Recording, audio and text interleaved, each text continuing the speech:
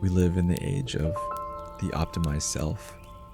We track our sleep, our steps, our calories, our productivity.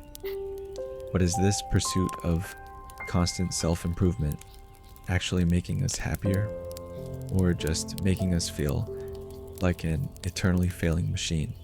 Let's talk about finding peace outside the optimization cycle. Hey there, it's Valera. Thanks for stopping by. I'm just gonna paint for a while and talk a little about what has been on my mind lately.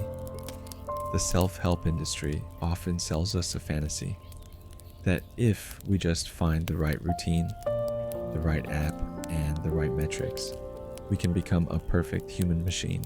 We are taught that being stationary is a failure, and being unoptimized is a moral flaw. This mentality is exhausting. When you treat yourself like a machine, you lose the capacity for spontaneity, rest, and simple joy.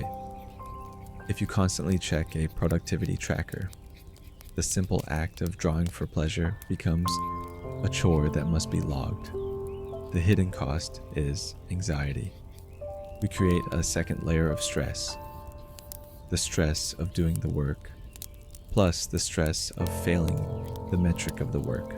If my drawing session doesn't last for 90 minutes, the tracking app tells me I failed, even if the 60 minutes I spent were deeply productive.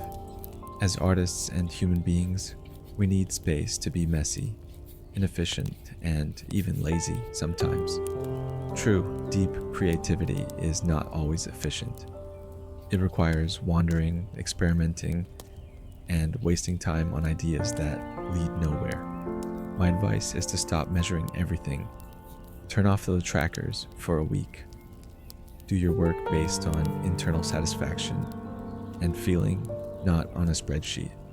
Allow yourself the luxury of being a messy, imperfect human who creates toward the sheer joy of it, not just to hit an arbitrary goal set by an app.